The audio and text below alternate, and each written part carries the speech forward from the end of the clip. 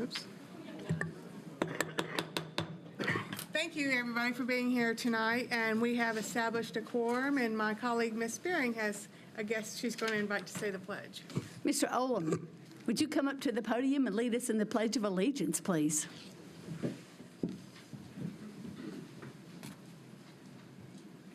Please stand. Pledge. I pledge allegiance to the flag of the United States of America and to the republic for which it stands, one nation, under God, indivisible, with liberty and justice for all. Thank you, Mr. Orm. Okay, we're going to do our new feature in 30 seconds in my district, and we'll start with with Dr. Brandon today. I don't have anything. Okay, Ms. Broke? So at Monday night's Titans game, the Hillwood High School football team was recognized as part of the NFL Youth Football Initiative program, the Monday Night Lights program. And they are also going to be advancing to state playoffs this year, and that will make year number 3 in a row, and that is the first time in school history. So congratulations to the Hillwood football team. And also just wanted to briefly mention our walk to school day at Charlotte Park Elementary, which was a lot of fun.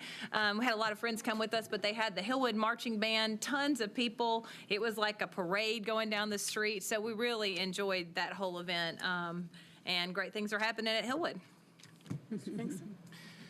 Yeah, earlier this month, we had an event at Whitsett Elementary School in my district to announce the new STEAM grants, $20+ million worth of grant funding that's going to Whitsett in my district, Glencliff Elementary in my district, and other schools. And at that event, I observed how in awe I am of the professional educators on this board and how they are our board's greatest natural resource. And I made a mistake in doing so and forgot that Ms. Hunter had previously taught in an MMPS classroom. So I'm here to publicly apologize for failing to recognize that. And all that just means is that, I'm just outwitted again by all you people with your advanced degrees. So, but it was a great day, and I look forward to seeing the fruits of that new investment in what it means for the school system. Thank you. Sure. Thank you. On September 28th, Monique Felder, Robin Shoemate, and I visited Amqui Elementary and also Goodlettsville Elementary. And we're going to hear more about Goodlettsville Elementary in just a minute. But at Amqui, we saw wonderful classroom instruction. We saw evidence of a lot of writing going on in the classrooms, and I especially loved the invented spellings that I saw displayed in the kindergarten and first grade halls. Dan Mills had their premier annual fun run named the Dragon Dash, and they raised over $34,000. And I even took a jaunt around the track with Shirlita Sanders, who is the vice principal. Thank you. Ms. Hunter? Yes, I had an opportunity to participate in the listening sessions. Actually, I missed only one, and that was Chills, and I apologize. But just having the opportunity to go to the different districts and hear the various perspectives, it really, really says a lot about the way that we've decided to break our districts up into 4 because they're just so different. So a wonderful learning experience. And also, I had an opportunity to attend the Council of Urban Boards of Education, and I just want to say that at one point during the sessions, we had to do a moment in history, and Dr. Joseph's old Prince George's County mentioned having the new supervisor making a statement that they weren't too proud of. So that was their moment in history when he left. So when I had an opportunity to speak, I said our moment in history was in 2016 when we took him from them. So long story short, they are still trying to get him. So we need to be really nice because it was extremely stressful, and I stood up for us there. Ms. Buggs? I have quite a few, actually. Now that I'm not nauseous, I'm back in these streets. Nashville Classical, I want to send them a major shout out. They were the winners of the Mayor's Summer Reading Challenge. They had over 100 students of their 379 elementary school students read over the summer, with 25 students logging at least 1,000 points. Points were logged based on different criteria, the difficulty level of the book, how long they had to read the book, and whether or not they did a report. But the winner, or their top reader, earned 11,000 points, Miss Eloise Pugh, and she will be mayor for the day. So we definitely want to send a shout out to them. Again, as Mr. Pinkston said, just a major shout out to Dr. Joseph and his team with this $20+ million worth of grant, $15 million of which will go to the Magnet Assistance Program. 3 of the 5 schools that will receive these few million dollars over the next 3 years are in my district. They will become full STEAM schools with new curriculum being added or being developed by the teachers there, and with assistance from central office. There will be PBL training. There will be professional development. I'm just really excited to see everything that happens with them. Dr. Joseph and I were able to visit Warner Elementary School actually yesterday, just to talk with their educators, to make sure that they understand and that they know that we love them and we appreciate them. Shout out to all of you all educators around the district. We really do love what you do. At Pearl-Cohn, I was able to host my first community meeting. Sorry for the delay. I had a couple of community members come out. I would love to see many more. This is just a time for you all to ask me questions. I don't have all the answers, but this is a good way for me to come back and get the answers for you. So please be looking for my next one in November. I'll announce that at the next board meeting. So thank you, Pearl-Cohn, for allowing me to host it there. I have to take us down just a bit. Over the years, I've lost a handful of students to different acts of violence, and most recently, I lost a 16-year-old from Stratford High School, Debrianna Begley, and I wanted to take this time to mention her because I think it's very important that we remember that these are not just tragedies. These are people. These are young people, and we as a board have definitely committed to making sure that we put students first. So I would just like to say her name again, Debrianna Begley, our 16-year-old student from Stratford. Please just keep that family, the Stratford family, in your prayers. And sorry, when I practiced this, I didn't cry, I promise. But I do want to kind of take us back on a high note, because in the spirit of making sure that we invest in and pour into our students, I'm just so excited to announce 2 of our 3 new board interns. Please stand. I'm so excited for them.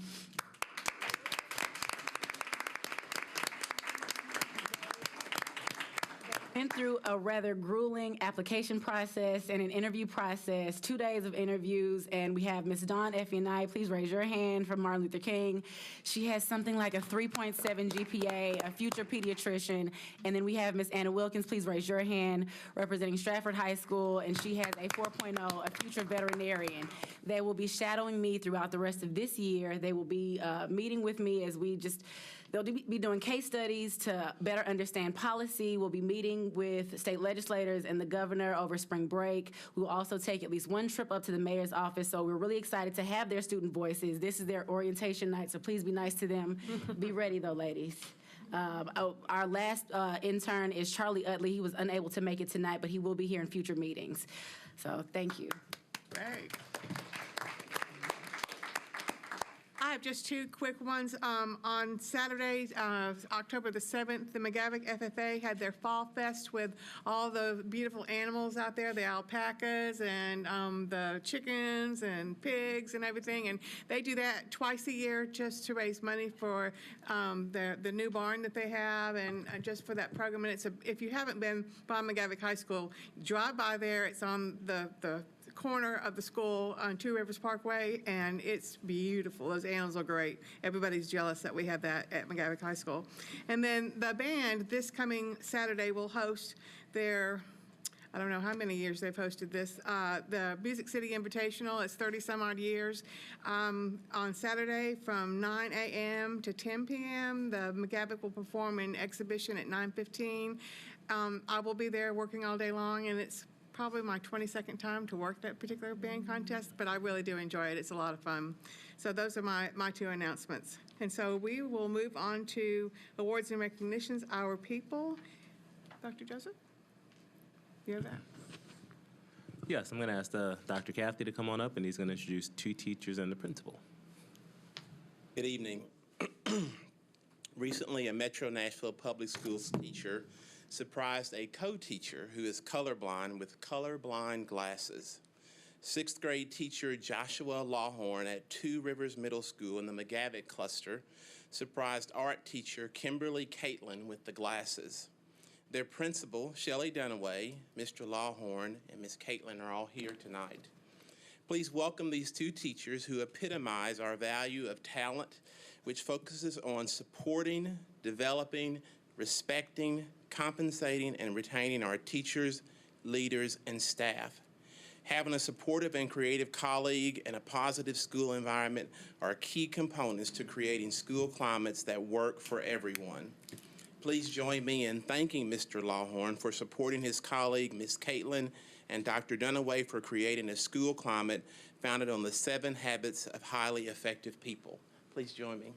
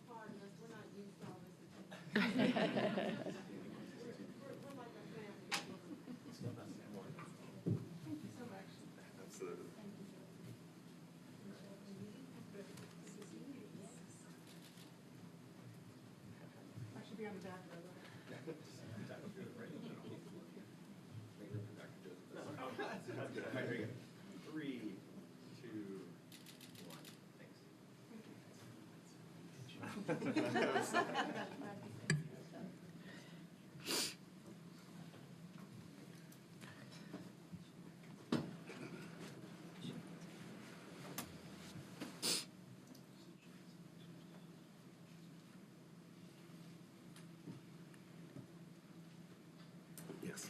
Good. So, Mr. Oldham and Tracy Gibson, would you come up to the podium, please?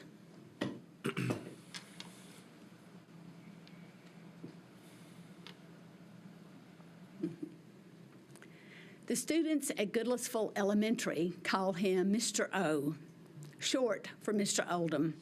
For 25 years, Mr. Oldham has volunteered for Goodlettsville Elementary. He's the residential volunteer, and not just twice a week for a few hours, but every day from 6:30 in the morning until 3 o'clock or after every day. Mr. Oldham arrives early and stays late. He's part of the teaching staff. His favorite thing to do is to teach the science kits, where he gets to share his vast knowledge with the students. There's often a table outside as you go through Goodlettsville Elementary where Mr. Oldham's work is on display with his students. He not only graduated from Goodlettsville High School, but he's also a retired captain from the United States Marine Corps, and he also retired from the Nashville Post Office. He served in both the Korean and the Vietnam Wars, where he received the Bronze Star, the Silver Star, and 2 Purple Hearts. Now, he would have received the 3rd Purple Heart, but it would have meant that he would have had to have left his men in Vietnam, and he refused to do that. Mr. Oldham's favorite activity of the year is the Veterans Day program. It's always in November, and it's attended by hundreds of community members and dignitaries, including the mayor of Goodlettsville.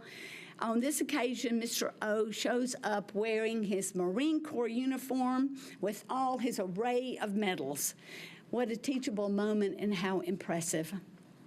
If you ask Mr. O why he comes to work every day without getting any money, he says the same thing that he said to his commanding officer in Vietnam: I cannot leave my family.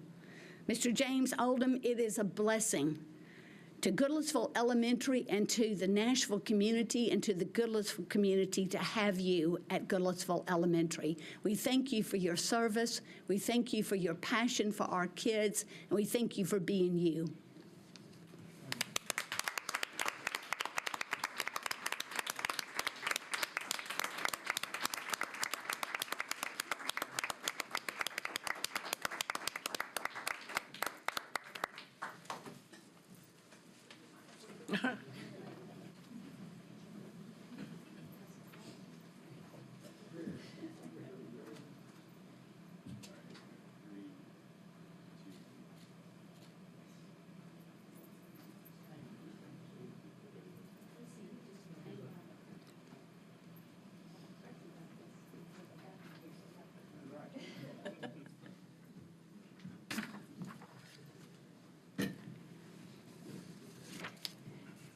And we're going to talk for a little bit about Goodlettsville Elementary, and I'd like for Alan Sipe to join you at the podium. You may remember, guys, that we took a field trip to the Ron Clark Academy about a year ago. Well, these guys took what they learned at Ron Clark and ran with it. They have built... Has Ron Clark Academy... Alan has built stages in all of the classrooms, Alan? All of the stages, all of the classrooms. Almost all of the teachers have been trained in a two-day workshop with Ron Clark. And when you walk into that building, the learning is palpable. So Tracy has a video to show us, and then she's going to talk a little bit more about the happenings at Goodlettsville Elementary. Influence Goodlettsville Elementary School?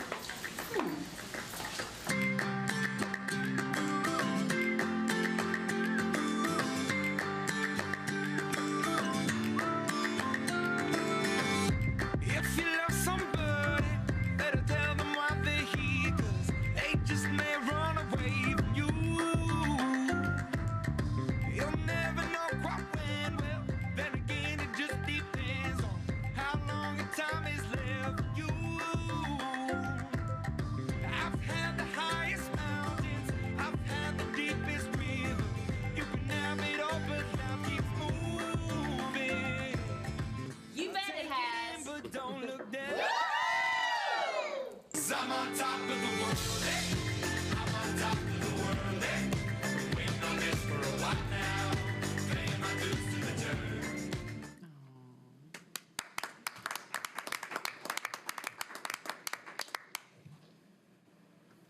Hello, I'm Tracy Smalling Gibson, and I'm the principal of Goodlettsville Elementary School. Thank you, Dr. Joseph, Mrs. Spearing, for the invitation, and other distinguished members of the board for allowing us to speak with you all tonight about the exciting things happening at Goodlettsville Elementary School this year. Yes, it's been a fabulous place to learn, but it's also a fabulous place to work and grow as leaders. Last year in September, we started on this journey, this Ron Clark journey, by taking a small group of our faculty and teachers to Atlanta to visit the Ron Clark Academy, a small private middle school which is funded by private donors like Ted Turner and Oprah Winfrey. Well, we knew we could never match the likes of what we saw in Atlanta, but we also knew that we could certainly bring back some of the strategies and make them work in our small school in Goodlettsville. So we started out simple, teaching our students the proper way to shake hands by using good eye contact and voice control, preparing students to use yes ma'am and no ma'am, yes sir and no sir, and having student ambassadors greet other students and any visitors that came to our school, like Dr. Joseph saw when every student in the school shook his hand when he came for a visit.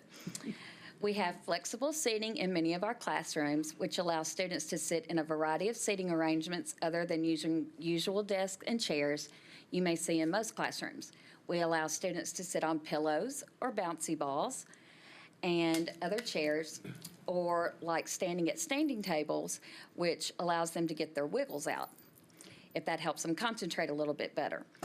We've started using accountable talk in all the classrooms in order to increase the rigor and extend the conversation going on among the students. This not only allows students to deepen their academic vocabulary, but also to increase their social emotional interactions among their peers.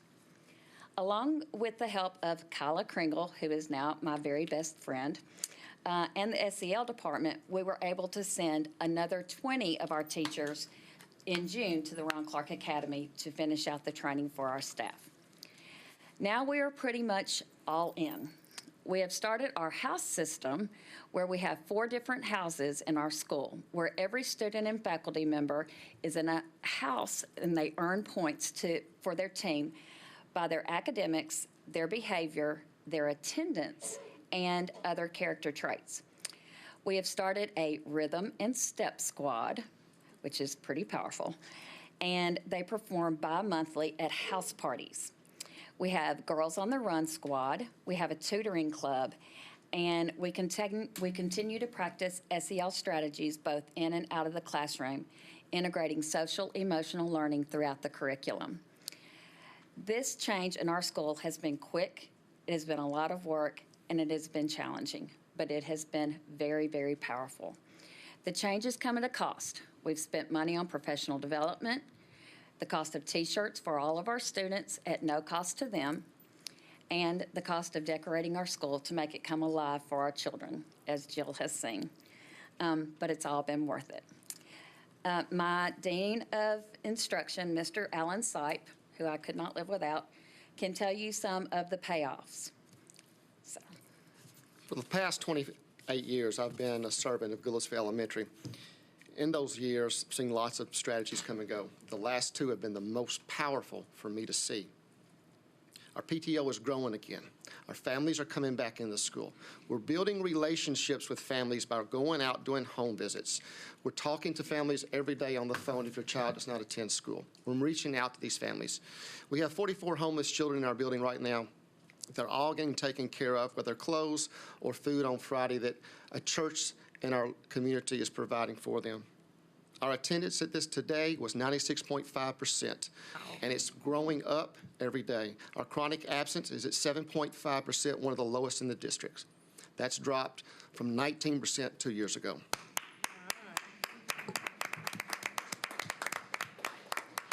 Our discipline is an all-time low at 1.5%. It's only 6 students that have office referrals this year so far. It's pretty incredible. Today, wouldn't recommend it, but this is so it happened. Fairly new child in our building missed the bus. His mom left early to go to work.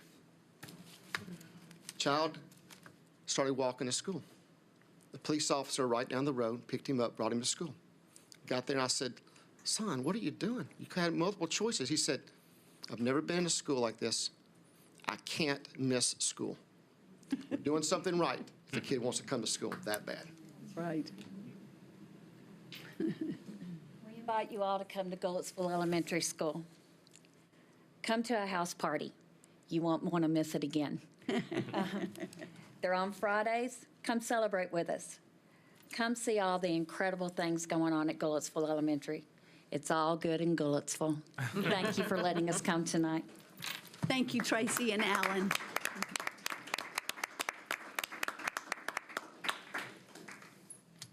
We will move on to, and the good news is our students, but before we talk about the first item under that, we had the opportunity to hear the beautiful string ensemble quartet that played for us from MLK, and we also have some beautiful bright art over there, and so my colleagues, Ms. Bugg and Ms. Spearing, are going to talk about that. Ms. Buggs? The Martin Luther King Jr. String Quartet performed several selections highlighting a variety of repertoire, including everything from Vivaldi to Coldplay to Lady Gaga.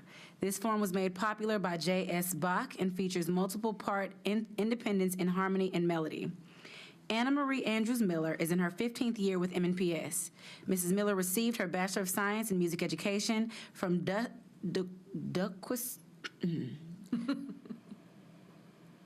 Duquesne University? Duquesne. Y'all could have whispered that. Okay. There's an S here, and it just threw me off. Okay, I'm sorry. Duquesne University, and her Master of Music in Music Education from Boston University. Mrs. Miller is the Director of Orchestra at Hume Fogg Academic Magnet High School and Martin Luther King Jr. Academic Magnet High School. Both schools have a rich history of excellence in orchestral studies and a reputation for excellence in performance.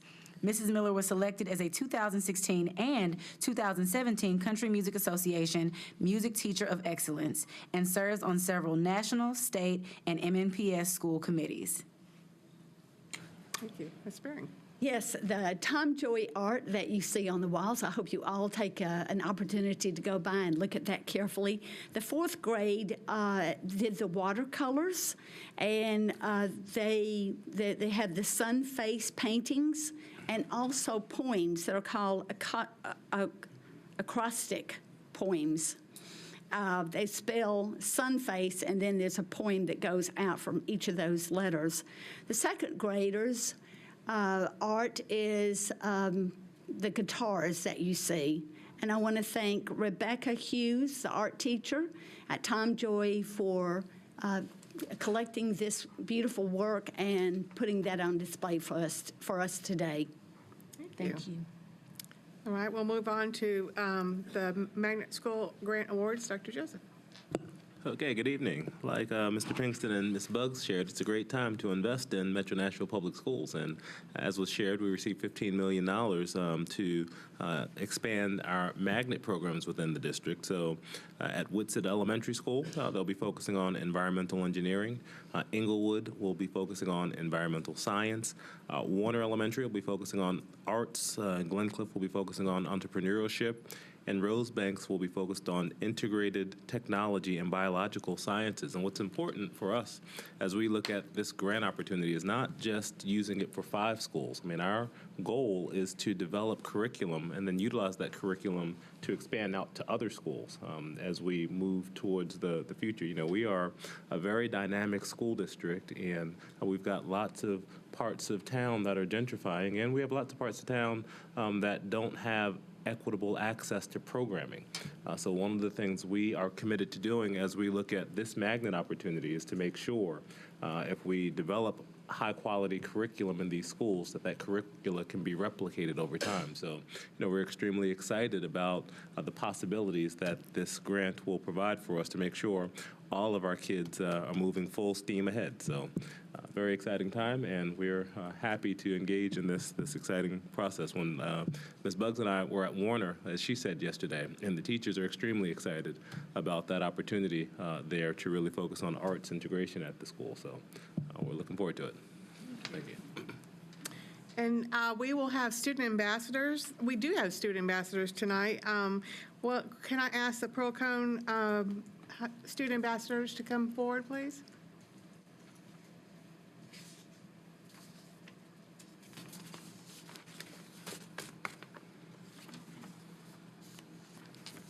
Hello. My name is Eric Dawson. I am from Pearl-Cohn Entertainment Magnet High School. I am in the Academy of Entertainment Communication and the pathway of audio production. One thing that I really like about my pathway, I would have to say, I get the ability to express myself through my music. See, me, I am a very big writer, a very big songwriter. And when you all come to Pearl-Cohn, y'all would mostly see me in the studio, if not in the academic classroom. With that, it's a lot that goes into the studio that we do there. We have an amazing teacher, Mr. Johnson, that he pushes us to do as much as we can.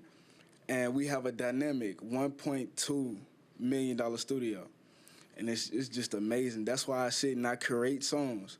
And I compress them and make sure everything sounds good. And then I take them and I make it into an original song.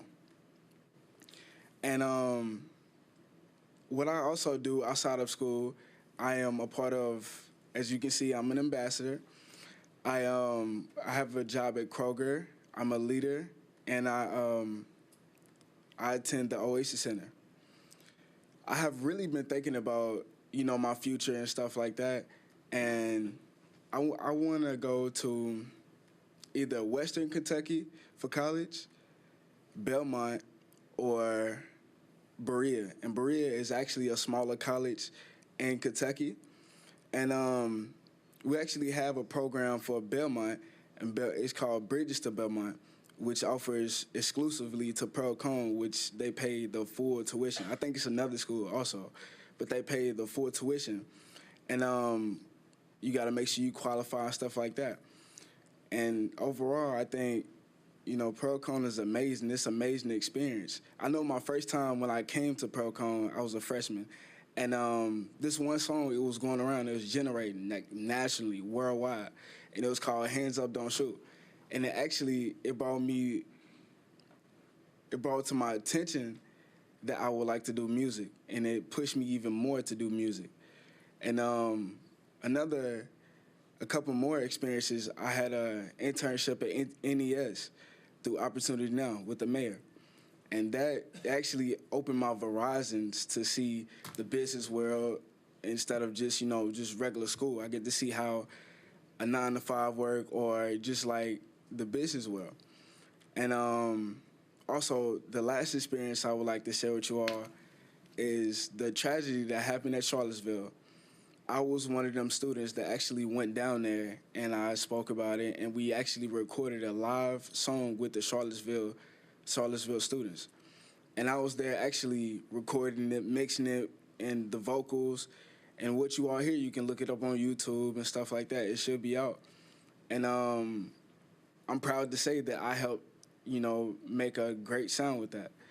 And thank you for listening. Thank you.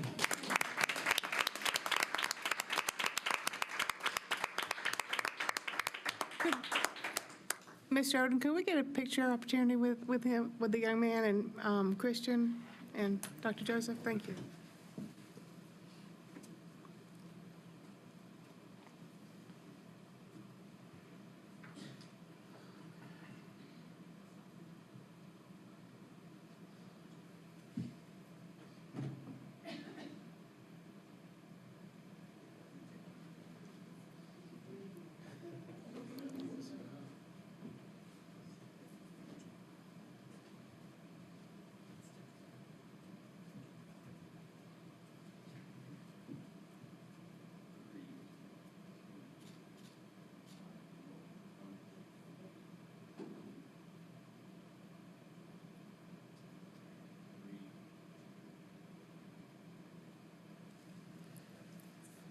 Thank you.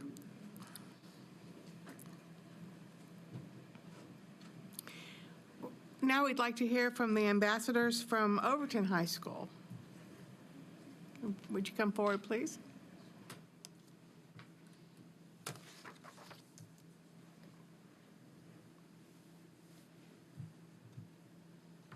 Good afternoon. My name is Ashley Kwok, and I'm a junior at John Overton High School. I'm currently a part of the Health Science Academy, and medical diagnostics is the pathway that I'm in. Overton has provided me with many opportunities through the classes, extracurricular activities, field trips, and job shadows that they offer. School is never really a challenge for me. However, through the Cambridge program at Overton, I was able to enroll in 6 ACE classes, where every day I am positively challenged and pushed to go beyond what I think I am capable of. I'm not entirely sure as to what I want to do in the future, but I'm definitely leaning towards the medical field. Being a part of the Health Science Academy has exposed me to the basic understanding of what each healthcare professional has to know, as well as certain procedures that are used in the field.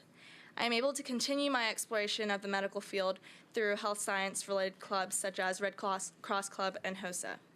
Each academy has numerous amount of clubs and organizations that pertain to the specific academy. These clubs and organizations are not closed to those that are just in the specific academy, which is how I'm able to be a part of DECA, a business and marketing club, and Cyber Patriot, a cybersecurity technology club. I never would have seen myself enjoying setting up a firewall or going through an analysis chart to strengthen a marketing plan, but through the academies and clubs at my school, I am able to see what other interests I may have, and even possibly connect that interest to my interest for health science. I have been able to utilize the other academies at my school to be able to get exposed to other job fields. I have been able to get a glimpse of what my peers are learning, as well as a chance to consider if this is something I could possibly see myself doing in the future. I am very thankful for the opportunities that I have come across, and I am also hopeful for the more to come. Thank you for having me. Thank you very much. Hello, everybody. Hello. I hope you guys are having a wonderful afternoon. Absolutely. My name is Perjean Tovey, and I am a Kurdish American young woman. I'm currently in the Health Science Academy, but more specifically in the therapeutics pathway at John Overton High School. I'm a senior, and I don't believe in the senior slackers, and I believe once I start something, I gotta finish it with a big bang. So no slacking for me. So the majority of my classes this year are college level and AP courses. With the exception of yearbook, but you know, it's yearbook, so it's awesome. So in the Health Science Academy, we have the opportunity to experience and learn about what professionals in this career field actually do on a daily basis. For example, I've been on job shadows at Southern Hills, and I got the chance to follow a certified nursing assistant and see what her job was like and what she did, her patient interactions, and I mean, just what she had to do, and I thought that was a really, really awesome experience for me. And I also got a glimpse of what physical therapy was like. I wasn't really interested in that, but I mean, you might as well try everything you can. Also, I want to proudly say that I am CPR and first aid certified, so if you guys ever need any life-saving, give me a call. We can talk later. I mean, it's pretty great. Okay, I'm also taking 2 years of Latin, and although people say it's a dead language, it's a pretty cool language, and it is considered the language of medicine. I work at a nursing home here over in Brentwood. It's called the Heritage at Brentwood. I'm not a nurse, and I'm not a CNA, but I do believe that what I do in my apartment does affect and it does help the residents there. My fancy job is I'm a dietary aide, which is kind of a fancy word for waitress a little bit, but I like to think I do more. So each year at Overton's Health Science Academy, we host the Health Science Symposium. And I want to brag on Overton because I believe that we are the only school who does the Health Science Symposium. Correct me if I'm wrong, but I think Overton's the only one who does it. And what the Health Science Symposium is the Academy has a driving question, and that is what we all base our big projects for the year on. Every student in the health science classes, no matter what their grade level is, freshman, sophomore, junior, senior, they all work together to try to solve this project problem. And the best ones get picked, and they get sent off to the Health Science Symposium. And every single year, I loved going to the Health Science Symposium. What we do is, a lot of people embarrass themselves. They do Zumba, which is pretty fun. There's posters, music tasting, games, rock climbing, etc. And it's basically a gallery of presentations and all that stuff. And each year, we add something better. I feel as though my time at Overton and my academy has prepared me for my next step in life. College, the big scary college. I will be one step ahead than my class because of this academy, my school, and all that it has taught me. Thank you guys so much. Thank you.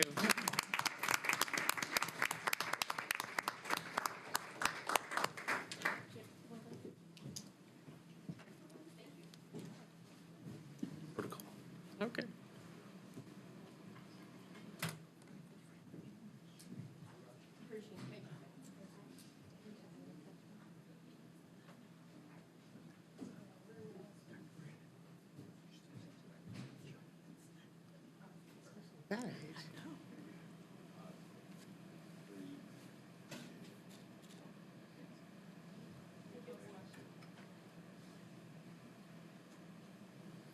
Thank you, ladies.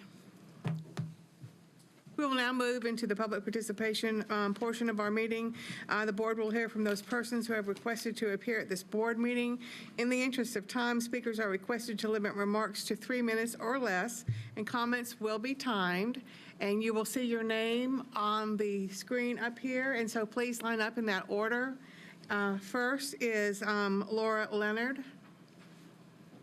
Miss Leonard here? Perhaps not. Going once, going twice? Okay. Next, we have Angelica Cooks Lucas. No Miss Lucas? All right, then. Quasia Walker? Strike 3. All right. The last but not least, Liza Ramage. Oh, okay. Good evening, Chair, members of the board, and Dr. Joseph. My name is Liza Ramage, and I live at 1400 Rosa L. Parks Boulevard, Nashville. I'm here on behalf of NOAA, Nashville Organized for Action and Hope. I am a member of the School Discipline Subcommittee, and I came especially to tell you about 4 parent and community engagement meetings that we're going to hold in the first 2 weeks of November. The focus will be school discipline and racial disparities in school discipline. The meetings will begin promptly at 6 and end promptly at 7:30. Noah's kind of famous for being prompt. And there will be 4 meetings, 1 in each quadrant. On Tuesday, November the 7th, at St. James AME Church in the northeast quadrant is the first meeting. The second meeting will be Thursday, November 9th at New Covenant Christian Church in the northwest quadrant. The third meeting will be Monday, November 13th at Ray of Hope Community Church in the southeast quadrant. Seems to be hard to say. And the fourth meeting will be Thursday, November the 16th at Watson Grove Baptist Church in the southwest quadrant. We will be sending you information individually, but we just wanted to extend a personal invitation to you, the school board members. We would love to have you there at one or more of our meetings, and we hope they're going to be very productive for all of us. So thank you so much for your time. Thank you. Moving on to our consent agenda, Ms. Berry. Thank you. The consent agenda reads as follows. 1A, recommended award of contract for general construction for Hillsborough High School. B, additions and renovations, American Constructors Incorporated. Recommended approval of change order number 1 for Eagle View Elementary, Orion Building Corporation. C, recommended approval of supplement number 1 for Program Management Services, Heery International, Inc. D, recommended approval of supplement number 2 for Martin Luther King Jr. Magnet High School additions and renovations, Phase 2, Bauer Askew Architecture, PLLC.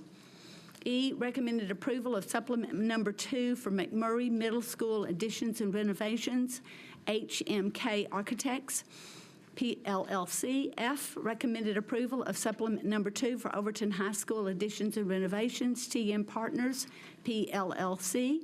G, awarding of purchases and contracts. 1, Analyze Ed. 2, Bright Bites, Inc. 3, Dearborn National. 2, 4, Dell Marketing, LLC. 5, Education Networks of America, LLC, ENA. 6, Lakeshore Learning Materials. 7, Neely Cobble Company, Inc., and H, legal settlement for $11,000. Madam Chair, this concludes the reading of the consent agenda, and I move to approve the consent agenda as read. Okay, we have a motion, and it's been properly seconded. Would you please use your iPads to vote?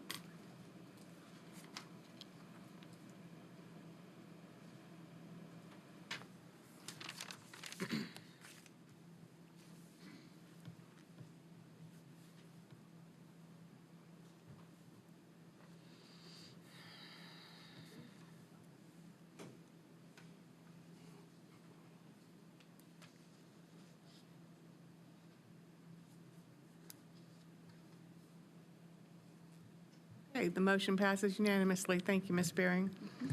Moving on to item number 2 under this section is BEP litigation. Ms. Brogue. I move that we join the Shelby County litigation over BEP inadequacy by engaging Baker Donaldson as our legal counsel. Second. Okay, any discussion?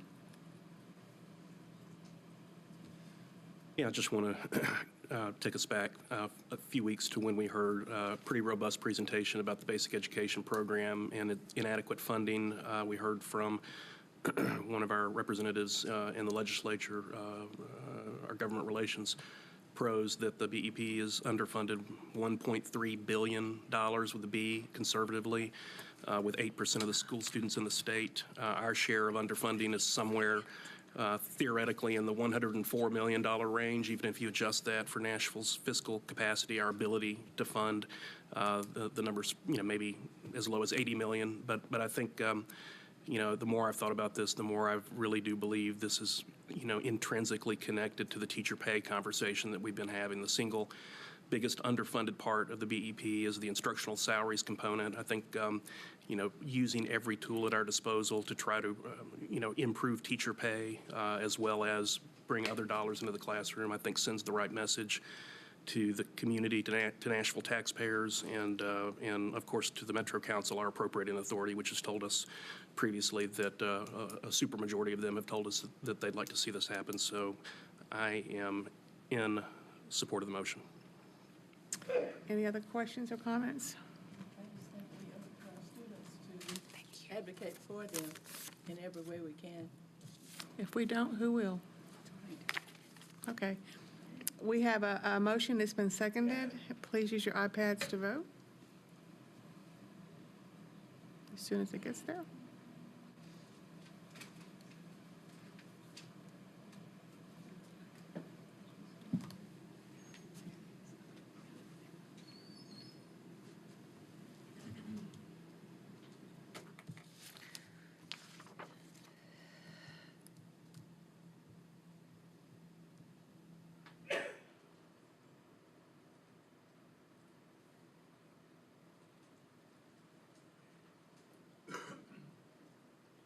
Oh, okay, thank you.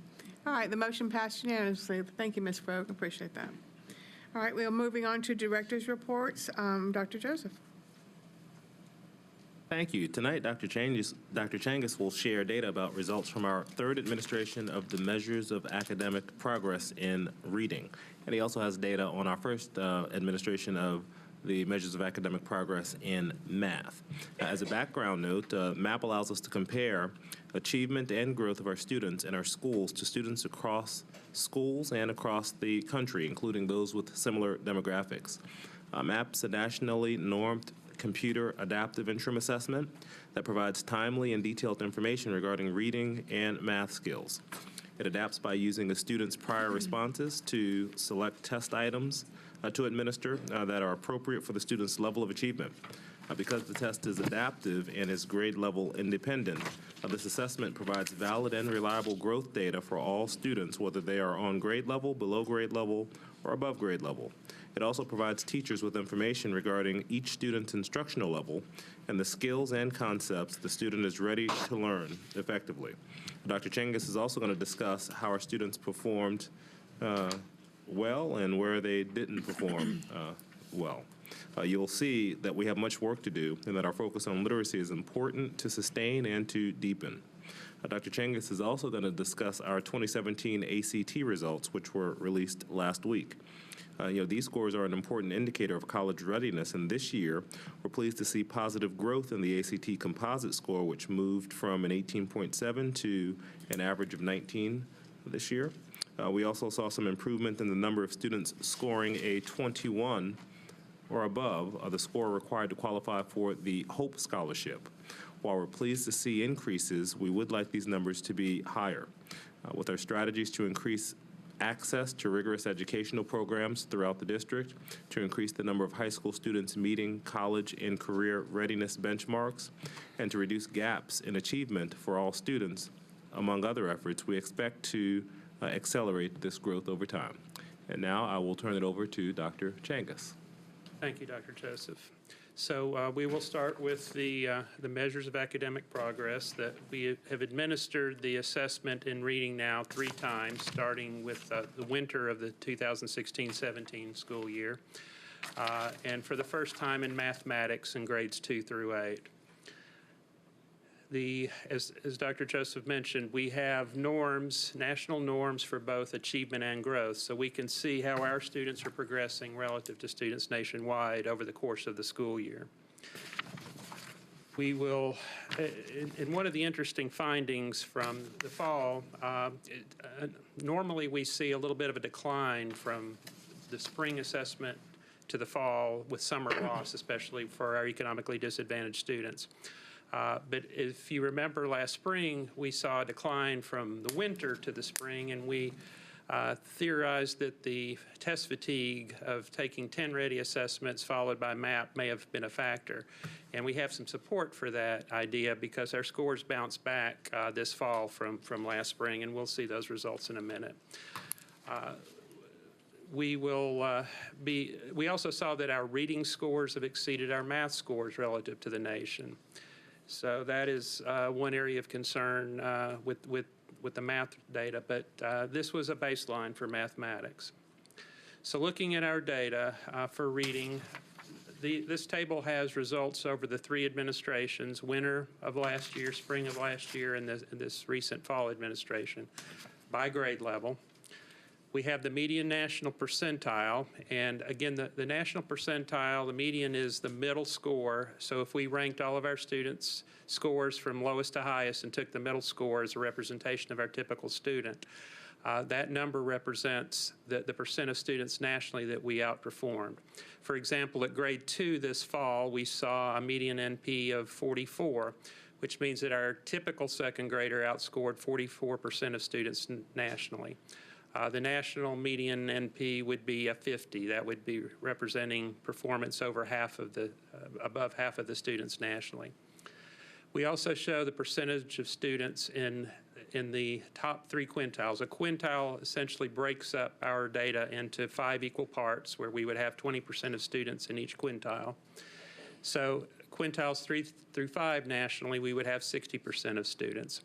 So you can see, as with the median national percentiles, our quintile data is a little below the national average. One of the things we see from this data is that, again, as I mentioned, we bounced back from the spring assessment relative to the nation. If you look at the last row, which shows the combined data for grades 2 through 8, we went from a 42 national percentile in the winter to a 37, and now we're at a 41. So we're about where we were last winter. The percent of students who fall in the average range or higher, the top 3 quintiles, hovers around 50% and is a little over 50 for this fall. In terms of grade level performance, we saw improvement from the spring to the fall in all but grade 3, with our highest performing grades being grades 2 and 8, with percentiles at 44 and 45. The lowest performance at grade 3 and grade 6, and that's also borne out with our quintile data.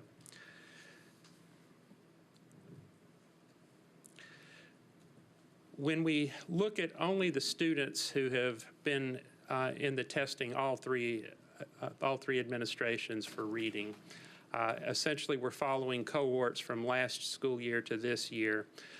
We see a little bit of improvement in our national percentiles. At every grade level, we go up 2 points. The first 2 columns show last year's grade level and this year's grade level for those same students. So obviously last year's second graders or this year's third graders. We had almost 5,200 students who took the test all 3 times that it was offered. And we saw a slight decline from the winter to the spring, and we stayed at the 38th percentile this fall. At most grade levels, we do see some improvement when we look at winter to spring, particularly in grades 5 through 7 of last year, 6 through 8 of this year. We also see that our fall percentiles are at least 2 points higher at every grade level than they were in the previous table when we were looking at all students. And student mobility may be a factor in that case, but when we have students consistently in our buildings over time, we do see typically higher performance. The highest results we see here, we see at the 8th grade for these students that are in the same cohort, they actually did hit the national average with a 50th percentile and are just slightly below the 60% in terms of the percent of students in the top 3 quintiles. This next table is our mathematics data, and again, we only have one district-wide administration of mathematics from this fall. As I mentioned earlier, our scores relative to the nation are a little bit lower, where we were above the 40th percentile across grade levels in reading. Now we're at the 33rd percentile when we looked at the combined data for grades 2 through 8. And we only have about 43% of our students in the average range or higher compared to the 60% nationally. The highest scores occur in grades 2 and grade 8. The lowest score, we see a 25 at grade 6. We see some similar patterns in terms of our relative highs and lows. The grades 2 and 8 are the highest in reading and mathematics. Grade 6 is low in both cases. Grade 7 is a mixed bag. It was one of our higher grades in reading and one of the lower grade levels in terms of mathematics. I mentioned that quintiles break our data up into 5 equal parts with 20% of students nationally in each part. The red line here represents that 20% nationally. The gold bars here represent the winter data, the black bars from last spring, and the blue is the most recent, or the fall data. We see that we have higher percentages of students scoring in that bottom quintile, percentiles 1 through 20, in each of those 3 administrations. But we're pretty close to the national average as we look at the other groups. We're generally a few percentage points below the national average. When we look at mathematics, unfortunately, we see an even higher bar for the bottom quintile, with 37% of our students scoring in that bottom range. And as you can see, the bars decline as we go from left to right in height. And we only have a little over half of the numbers of students in the top quintile as we would see nationally, with 10.4%. There's a lot of data in this table, but what we're looking at are the results by subgroup for each administration, by student subgroup. The far right being the most recent, the fall administration. We see large discrepancies, as we have in the past with the MAP assessment and with other district-wide results, whether they be 10 ready, end-of-course exams. About half of our students overall fall into the top 3 quintiles, that far right column. But as you look across subgroups, you see that about 2/3 of our white students and over 60% of our Asian students fall in that range, above the national average. But only about 37%, a little over 1/3 of our Hispanic students and 43% of our Black or African American students. There's a significant gap for our economically disadvantaged students relative to their peers. 35% of our economically disadvantaged hit the average range or higher. That's about a 25-point gap with our non-economically disadvantaged students. Only 13% of English learners and 18% of students with disabilities in that top category. We see, again, significant gaps with respect to mathematics. Again, the overall results are lower than we saw with reading, 42.8% of students in the top quintiles. Only slightly under 1/3 of our Black and Hispanic students hitting that mark, while the white subgroup is above the national average at 62%. And our Asian students are close behind. The gap between economically disadvantaged and their peers is significant, with with non-economically disadvantaged students reaching the top quintiles at almost twice the rate, 53 relative to 27.6. English learners, only 13.6%. Students with disabilities, 14.9%. Again, significant subgroup differences. So where do we go from here? This is this first year we've had MAP data to start the school year. We have baseline data now from the fall. So the work now is to look at setting growth targets for our individual students as well as our classes. Starting tomorrow, we have training going on with our curriculum and instruction update meetings where we'll have school administrators and instructional coaches involved. We're going to be spending a significant amount of that time going through some of these growth reports, including looking at how we can set realistic targets, but targets that will also challenge us to increase our ranking compared to the national data. Next week, we are in front of our principals at the administrators and supervisors meeting to do some additional PD, and that's going to focus more on what do we do with the results instructionally and the goal-setting piece.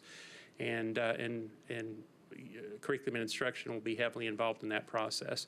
We're also going to be setting our key performance indicators and setting targets for schools based on the data. Right now, we don't have the state assessment data to do the correlational work that we're going to be doing soon. So we're reporting out on quintiles.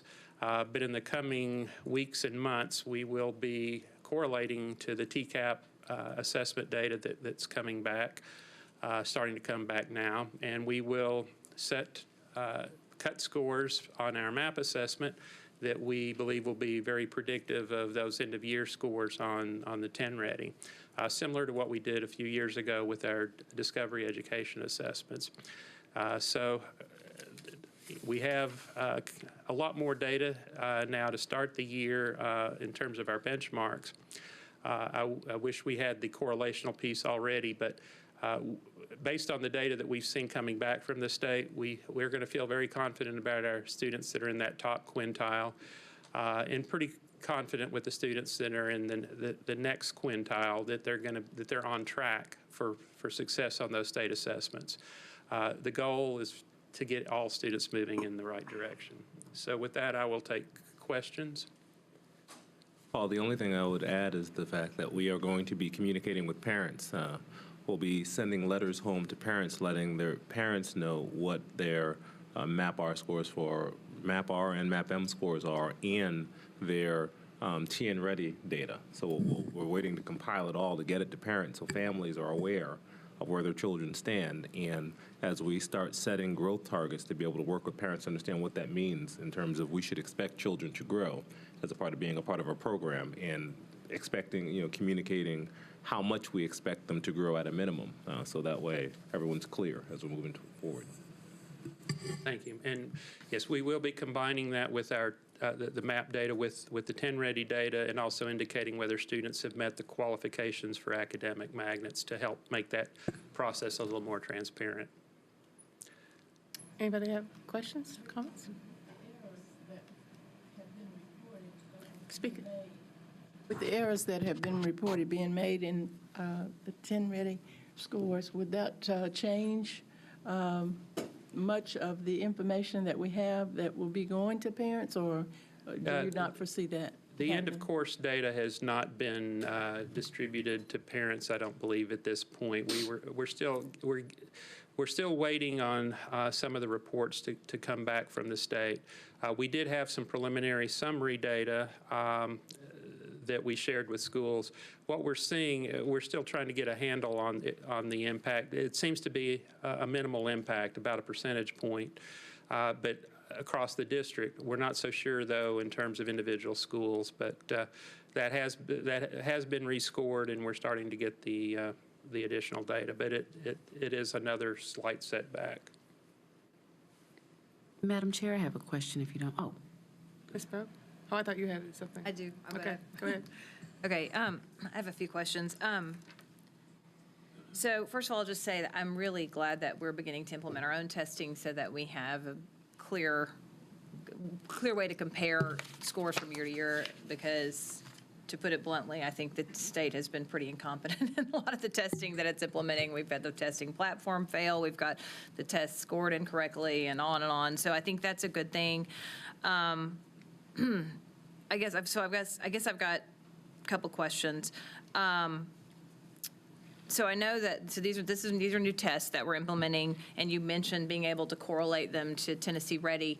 I'm curious if you have any sense of our performance in reading, particularly prior to that time, if there's a way to correlate. I mean, there probably isn't. But I'm asking because we worked pretty hard to get in a comprehensive literacy program, I believe it's 2 years ago, was it 3 years ago? And I'm curious as to whether we can determine if that effort is producing results, or if just the tests are just so different, the standards are changing so much, we can't. That's a good question, and it is a challenge because these are very different assessments. If it were just the scales and where we were setting the standards, performance standards that are changing, it would be a simpler task. When the content itself changes significantly that we're assessing, it makes it a little harder. What we can do is look at our relative ranking among districts and among schools, and if our students are holding their own relative to the state, but that's not quite the same as knowing if they are mastering the same skills that we were struggling in a few years ago. But until we'll have a better handle in the next few weeks when we get that data back. But it is, as been pointed out publicly, a pretty significant change in the standards. One other question. You mentioned testing fatigue, and so I ask this question yearly, I think, but we're implementing new tests. What are we cutting out? Have we been able to determine what we can minimize? Well, this year, one of the things we cut out were district benchmarks that were given 3 times a year, the last couple of years. And I believe in grades 2 through 8 and most of the high school courses that are tested by the state. Those were aligned to our scope and sequence and did provide a different set of information and was helpful in some ways, but we feel that that the MAP assessment is going to be more informative instructionally and more predictive of end-of-year performance. But we have a district advisory committee on assessment that includes principals, and we will be kind of monitoring how comfortable we feel with the current assessments. And we're always going to be looking for gaps and also for where there is duplication of effort, because we know that the amount of testing is a concern.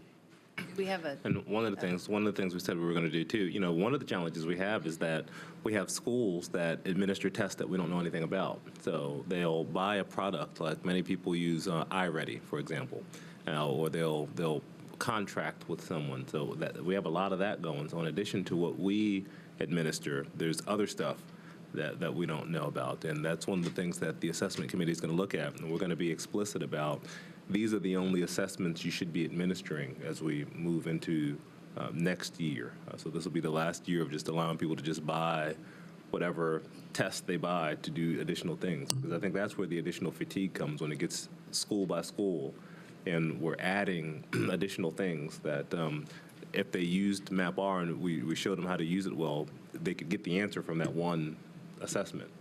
But that's why this year's training with helping teachers understand the capacity of the tool is going to be critical, because then they won't have the need, and principals won't have the need to say, well, let's use this and that in addition to that.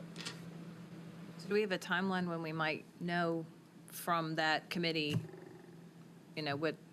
whether we're going to sustain all of the testing or which tests we might?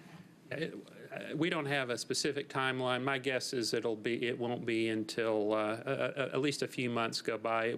Part of what we want to do is to give people some time to get comfortable with the assessments that are currently underway. And some of these, such as the MAP, math assessment, are new. And as Dr. Joseph mentioned, we will be doing an audit, a survey of what other assessments are out there. But that, our goal is to provide all of the tools that schools need so they don't have to go outside for additional assessment. And there is some duplication of effort. Well, I recognize it's a process, but I would love to have an update whenever we can, just so that we are apprised of, how many tests we have. We asked for that a few years ago. I'm sure you'd love to recreate that, but at some point, just to have a better understanding of how many tests all of the schools are doing once we feel comfortable with the feedback that we receive. We certainly will need to make a decision in time for budget season as we go forward, but it'll take a few months for schools to really know where they are in terms of their needs. I just have a request that when we do send out the data for individual students, that it come with some sort of maybe brief narrative or some sort of explanation about what those numbers and what those rankings mean. In the past, when you get back 10 ready scores, they would come with below average or basic, below basic, and really explaining what those mean. And then the cut score is not necessarily a percentage, but that would be my only request, if it's feasible, that there's some kind of explanation. And in fact, we're developing our own reports. Y'all are on top of it. Well, we'll see when the reports come out how you like them. But we do think it's important that these are parent-friendly and that we do explain what's behind the data. And there have been some changes in some of the reporting that is commercially available, and we felt that we could do something that was a little more comprehensive and clear, but also incorporating the 10 ready data so that it gives you multiple data points and a clearer picture on your child's performance. And I've always wanted to know, does the MAP-R data, does it correlate to, or does it align with the 10 ready information or data that we're getting back? Well, first of all, it aligns with the state standards, and they have very specific information aligned with Tennessee standards. Not having seen all of the student level 10 ready data yet, we have not been able to do those correlations. Gotcha. I feel very confident in saying we anticipate high correlations based on what we've seen, correlating this to other assessments. And from my experience, most of these assessments are going to correlate pretty well.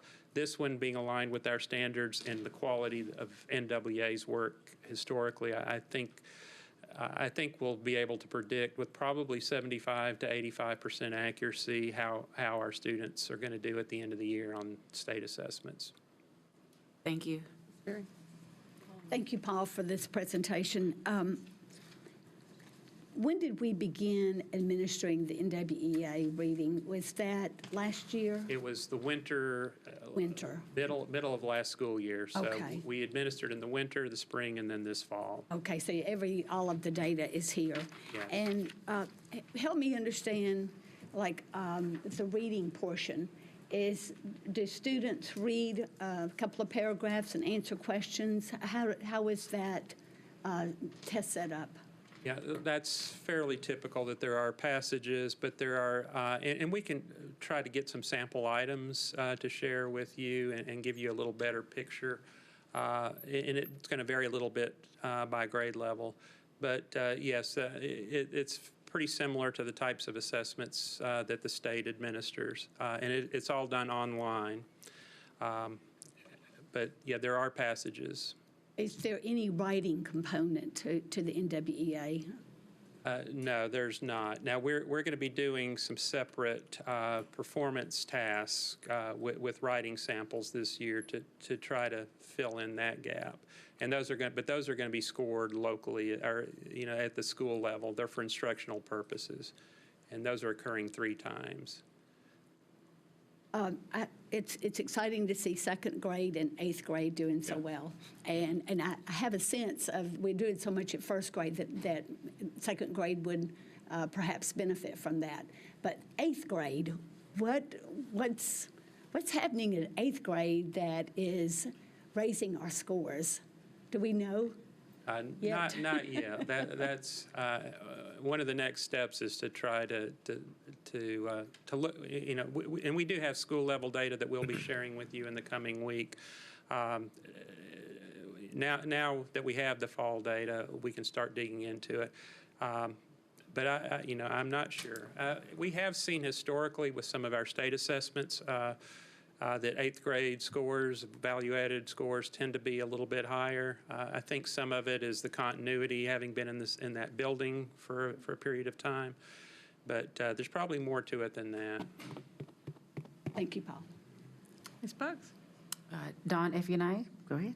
Okay, so my question was, why are we seeing a decrease in scores from winter to spring, but then an increase from spring to fall? Because you would think that, you have a shorter break during winter, and a longer break during summer. So why would you, see that decrease on a shorter break and not a longer break? Two things, and these are theories because we can only guess what's going on in that. But one thing that I can say for sure is that between the winter assessment and the spring assessment, we had two fewer weeks of instruction than the national sample did, in part because of spring break and then testing season starting early.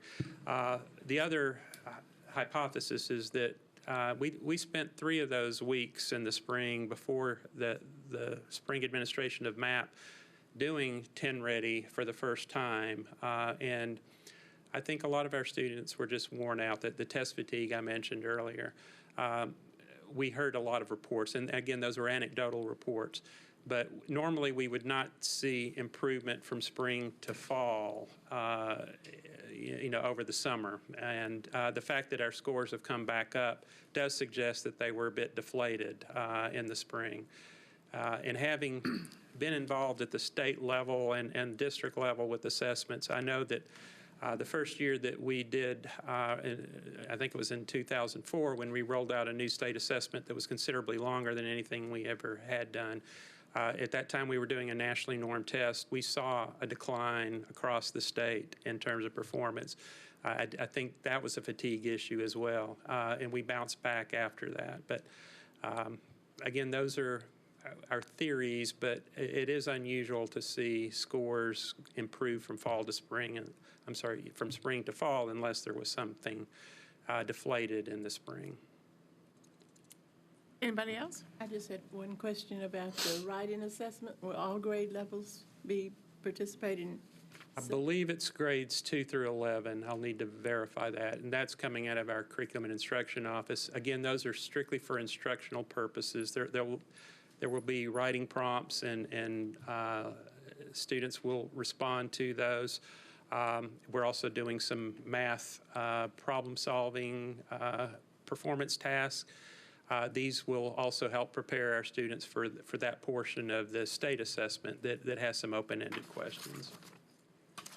And Paul, I do want to know before we move on, just the equity challenge that this data showed. We don't want to kind of gloss over that. I mean, we're a district that is 43% African American, 29% Hispanic, 25% white, and about 3% Asian. And when you have African American, Latino students, and then our economically disadvantaged students doing so poorly on the assessment, not only in the MAP, but also as you move into this ACT data, you see this is the reason we've really got to look at our quadrants and what's happening in those schools, and particularly look at what do we need to do to differentiate supports in different schools based upon the loads that we see there, because it's pretty significant. I mean, our white students in our district and our Asian students in our district are doing well. I mean, they're doing better than the average of students within the country. Our challenge has been we've not reached our minority students, we've not reached our special education students, our ELL students, or our economically disadvantaged students. And I'm particularly concerned when I look at only 40% of economically disadvantaged students, and that's of all races, was still significantly low. So, we've got to ask go deeper and start asking the whys in those scenarios if we're going to move forward, and really putting plans to that. And that's the work that our community superintendents and schools will be looking at as we start breaking this data down more and start looking at what strategies we need to deploy in those targeted areas. But we're going to need a differentiated approach based upon school settings. Absolutely. And since you mentioned the economically disadvantaged students and the fact that they are not, the non-disadvantaged group is not performing particularly highly, I'll just mention there has, as I think you're all aware, a redefinition of what we define as an economically disadvantaged student, those students that are directly certified for free lunch and in nutritional services. That's a more severely disadvantaged group. That means that our non-disadvantaged group now includes a lot of students who previously were free and reduced lunch students who were getting partial payment. So we've redefined the subgroups a bit, but there's a gap that still remains that's significant. But that definition is a national definition, though, right? So we're still comparing. So it's not like our students are poorer than other students in terms of the definition. Right. But it's only a change within the state in terms of our accountability and how we've been looking at students over time. But you're correct. It is a national definition for accountability now. So just to clarify that point, the state does keep changing standards, and so that's something we have to always bear in mind when we're looking at these results. But also, I just want to take a chance to, so we had this fabulous conference this weekend that Ms. Spearing and I attended, and we talked so much about the value of diverse schools and the value of integration. And, we're looking at diversity broadly here in a lot of different areas, but racial and socioeconomic diversity are so important. And I wanted to share a little tweet that I tweeted out while I was at the conference. We had, and we'll be happy to report on this later, but between 1968 and 1988, schools were desegregated. After that time, we went backwards. At the peak in 1988, we had the smallest achievement gap. And over, that this is the theme that I heard at this conference. So I think in addition to differentiating instruction and providing extra supports and all those great things that you talked about, we've got to figure out ways to better integrate our schools. And that's why I think the MMPS Next work that we're doing is so very important, because that has got to be part of the conversation, because ultimately I believe that really is the answer. We've got to send all of our children to school together. We've got to have truly richly diverse schools to make a big difference on these test scores. So that's my plug for the night. Soapbox? Anybody else? Thank you, Dr. Yeah. Okay. I just think our goal here and our responsibility here is to create policies so that we can impact or change the data points. And I think if we can just kind of focus there, again, I would go back to the quadrants, and my focus would be in seeing where are the inequities in our different various quadrants, because all over the district we have 4 and they're very different. But what does inequity look like in Green Hills? What does it look like in Bellevue? What does it look like in Southeast Nashville? What does it look like in North Nashville? But I think if we can start to look at it that way, it will help us to determine where we are, and then build. What we do is build the policies around those, what we found, to consistently make sure that we're not forgetting those who are underserved. Anybody else? Thank you, Dr. Changas. I appreciate Fortunately, you're stuck with me for a few more minutes. I'm going to move into the ACT results now. So we've covered grades 2 through 8. Now we're going to look at some high school data and some state assessment results. So we just received in the past week our ACT data publicly. It was publicly released. It's now part of state accountability, which is new. And there is a 1-year lag for accountability purposes, so the 2016 ACT data is what will be used for this year's accountability. But what I'm going to be speaking primarily about tonight is the 2017 data that we just received. One change in the way we're reporting ACT now compared to a couple of years ago is that the results are shown for, now that it's part of high school accountability, it's based on our high school graduates, those students with a regular high school diploma. Up until this past year, the data that we received from ACT included any student who took the test in our high schools, whether they stayed in our high schools, whether they graduated or not. So it's a slight change in the way the reporting occurs. The data I'm going to be showing tonight, comparing 2016 and 17, though, we'll be using that same methodology. Because it's being used for accountability, we now have a participation rate requirement. And last year it was only 80%. That was the first time we had a participation requirement. Now it's up to 95%, and we fell a little bit short of that at 91%. The numbers statewide, however, were 94%, so we're not sure if the state will stay with that requirement this year or not, but it's based on all of our graduates and what percent actually tested. The composite, normally when we see more students testing, often there's a decline in actual test scores. We saw more students testing this year by 3%. We also saw a slight increase. The composite score went up by 0.3 of a point. We also saw an increase in the percent of students scoring 21 or higher at 0.4 of a percentage point. And that translated to 69 more MNPS students graduating last year, qualifying for a Hope Scholarship. This table shows the data for the last 2 years in terms of the number of graduates, which is the denominator in our participation rate. The number of those graduates who have test data on record.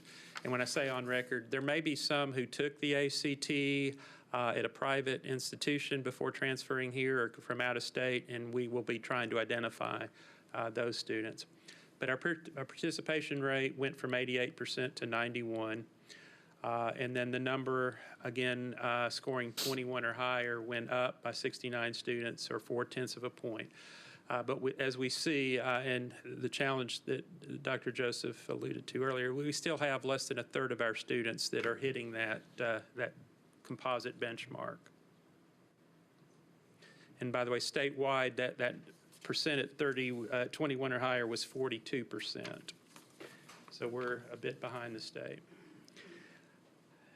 Our average score went up 0.3 of a point on the composite, and that was due to the gains that we saw in math and science. Our English and reading scores stayed the same, but we saw 3 and 0.4 of a point for math and science, respectively. This is a pretty full table when we break the data down by subgroup. But the disparities that we saw with MAP, we're also seeing at the high school level with ACT. What you have here, the number of students enrolled, and that would be our number of graduates, the number tested by subgroup, the participation rate, and then the average ACT score for each of the subject areas, English, math, reading, science, and then the overall composite. And as we can see, again, those disparities are pretty large. On average, our Asian students and white students are scoring above that 21 that qualifies for a Hope Scholarship, whereas our Black and Hispanic students are in the mid-17 range. The gap between economically disadvantaged students and non-ED is about 3 percentage points. English learners, students with disabilities, we have close to a 4 percentage point gap. And the last row is our super subgroup. This is something new in our accountability, a new classification.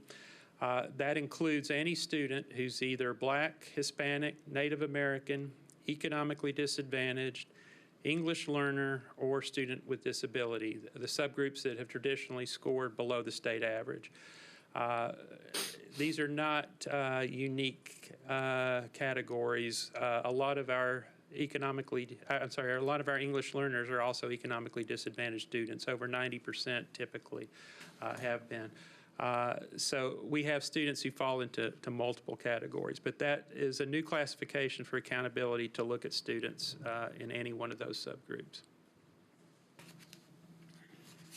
The next table is showing the percent of students scoring 21 or higher by subgroup, but it also breaks down within each subgroup the results for male students and female students.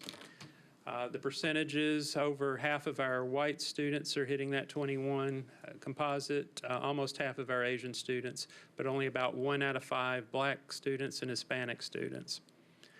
The gap between economically disadvantaged and their peers is about a 26-point gap.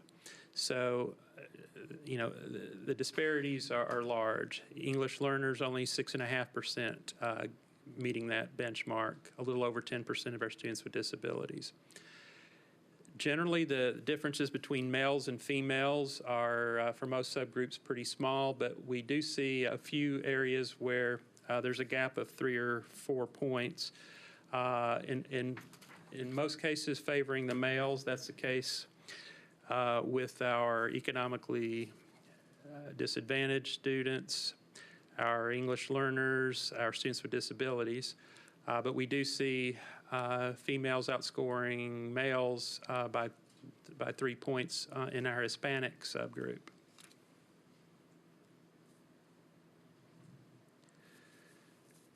This table gives us a comparison of our district results relative to the state, both in terms of the average score on the composite and the percent of students scoring 21 or higher. So we see a 1.3 point average score difference between our students and the state. But we're also, as we're aware, that we have a larger percentage of students in those disadvantaged subgroups, economically disadvantaged English learners, students with disabilities. And when you look at the results by subgroup, you see that there's some areas where we actually outperform the state in terms of our subgroups. For instance, our black students score 0.2 of a point higher and a little over a percentage point higher on 21, or the number reaching 21, than black students statewide. White students in MNPS are outperforming white students statewide. If you look at our students with disabilities, the average score is equal to the state average, and we have a slightly higher percentage at 21 or higher.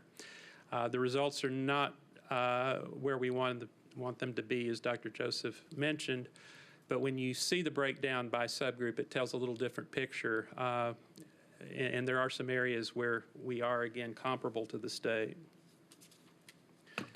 So we have considerable work to do, but I will take questions. I will mention that we are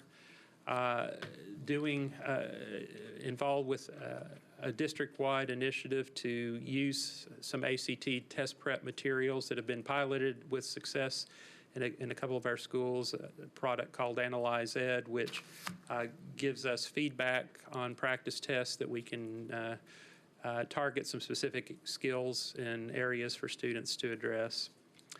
And I'll take questions. Any questions? Ms. Froden?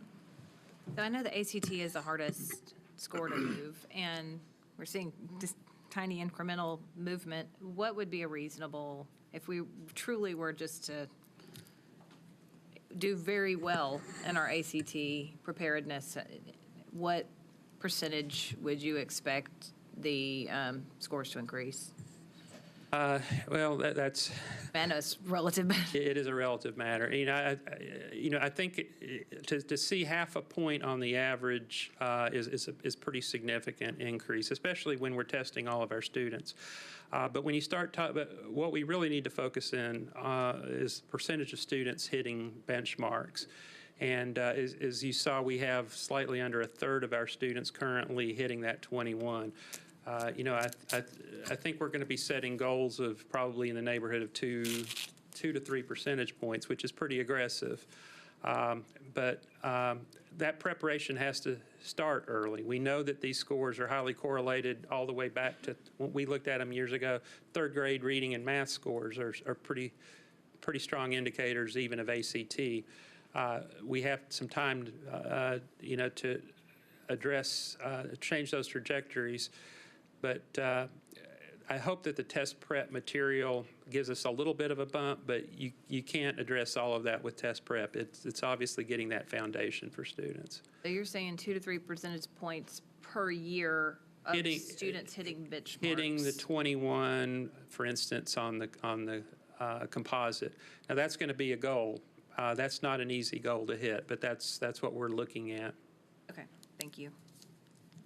Dr. Brandon?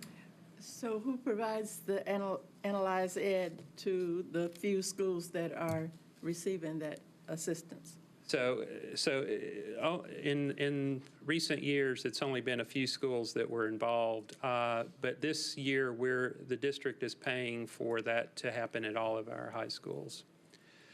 And they will be taking practice tests and then getting very specific feedback. Very good.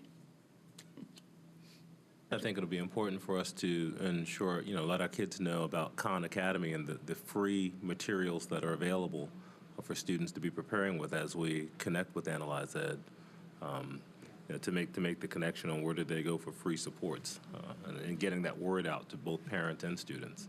I'll also mention I met with our community superintendents today after executive staff meeting because there are some free materials that ACT now provides as well that are relatively new, some online practice materials that we're setting up a meeting with ACT to talk about that.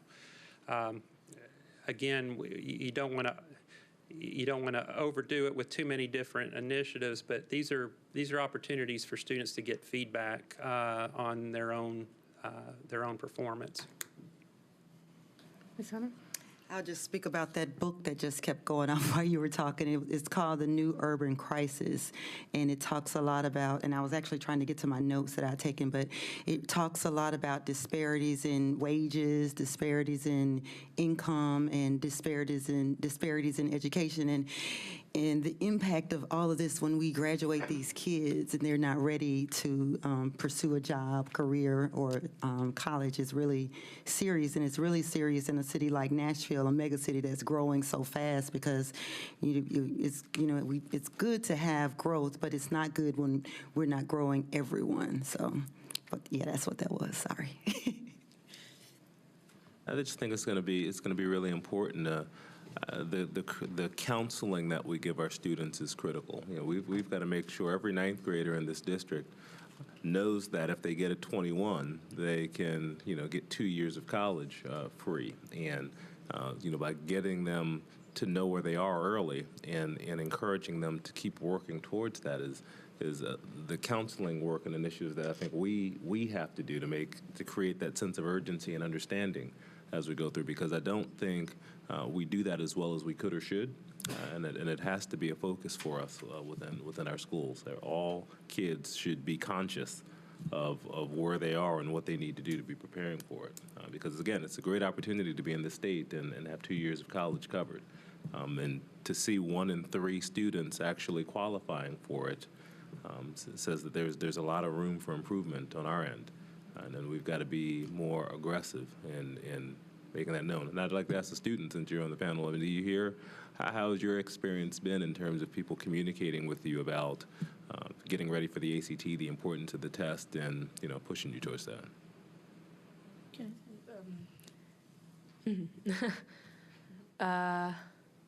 Well, I know they talk a lot about getting your ACT score up, but what Dawn and I were saying was they tell you get the 21, but a lot of us don't actually go for the 21 and higher. So maybe it should, of course you want to be encouraged to get a 21. That's a really good score. You can get into a lot of colleges, but maybe saying more about how you can get a 21. You are totally able to do that, but try and aim higher because you can do it. Madam Chair, may I ask a question? Do you all have supports in your schools? Because one is at MLK, one's at Stratford. Do you all have supports to maybe explain what the composite scores mean, how you lift your scores? Yeah. Oh, wait, can you rephrase that just a tad So bit? your composite score is an average of the reading, the reading, math, writing, and science. Does anyone tell you or explain to you how to lift each individual score so your average is higher? We actually have multiple classes that you can take, like ACT prep classes and critical thinking classes, and they do explain certain tactics, like ACT prep tactics, to get, if you got a 13 in certain things, there's, I'm not going to say like hacks, but hacks that you can actually bring it up, even if you aren't at all skilled in certain areas. You can do certain things that can bring your score up. Say, like, everyone always used to be, if you don't know the answer, always pick C. It's actually changed. They want you to pick like D or B now, but still. We are being told how to bring up our composite, but not in the ways where it's applicable, honestly. Yeah. And I agree with you. I think 21 should be the minimum expectation. That's not a destination. Just because you hit a 21, you shouldn't stop if you have the capacity to go beyond that. And we should be encouraging students to, get what their potential could be, and keep continuing encouraging the push. Particularly in this state, I believe now we can administer 2 tests. I think the state pays for it twice. Yes. Yeah. Dr. Changas, I do have a question. What is, you mentioned the required participation. How long has that been in that particular? This is the first year it's been at 95%. Even though it's been a requirement for a number of years, a lot of students, especially if they didn't feel they were college bound, were not showing up on test days. And for a while, the only test opportunities were to come on a Saturday and take the test. And then several years ago, the state started administering in schools 1 day a year. But this is the first time 95% is a pretty high target. And I'm not sure if the state will stay there because the statewide rate was below 95. But that's what we were shooting for.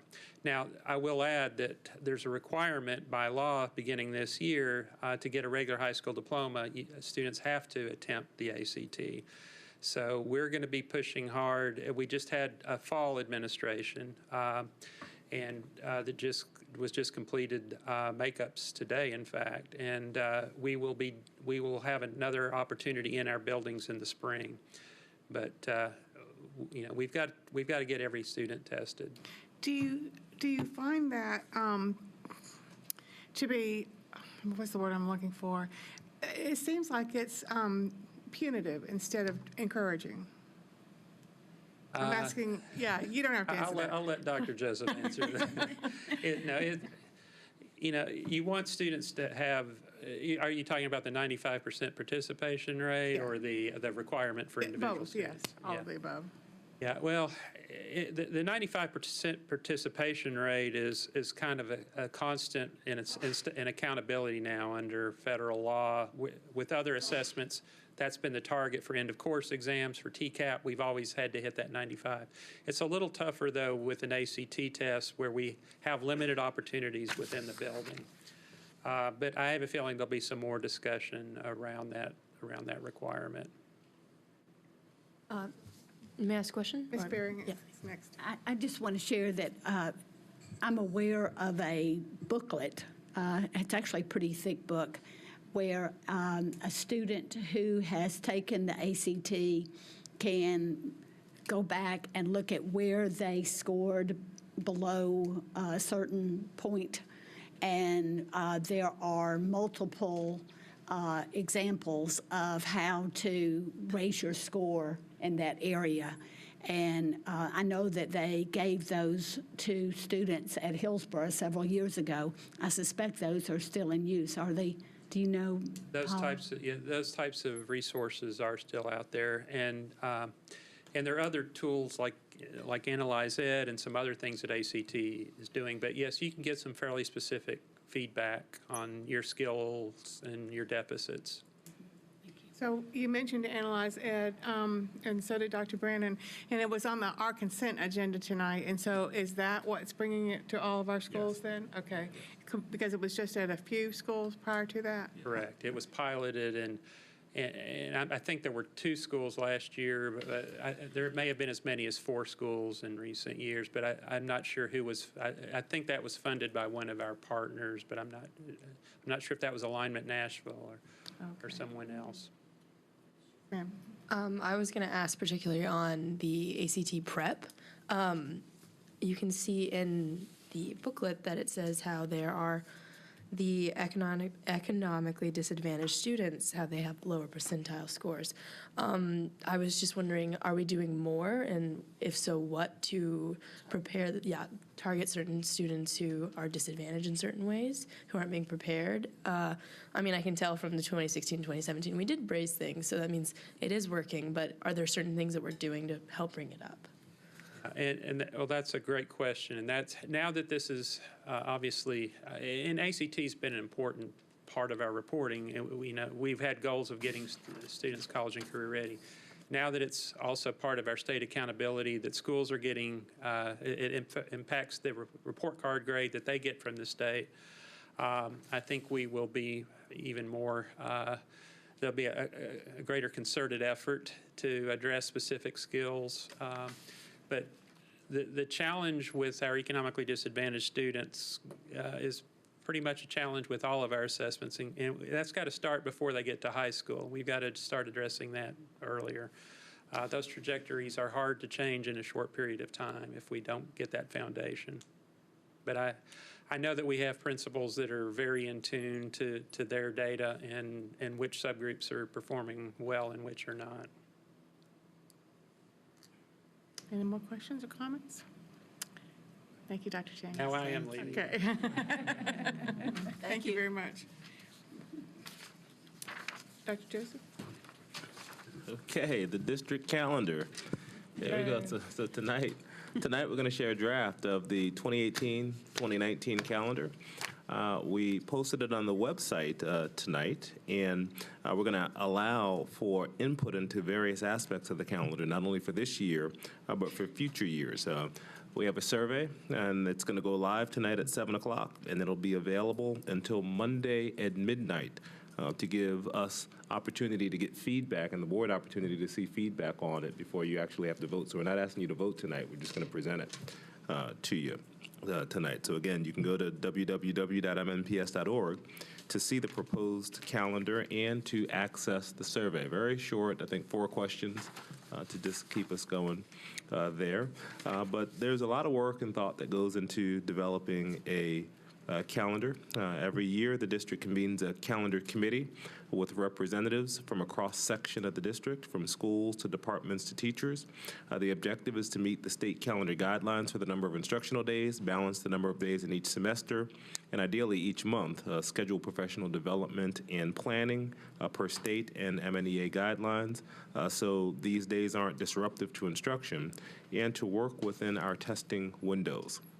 As we look at this calendar that we are proposing, there are some nuances that we just wanted to talk you through as we have laid it out.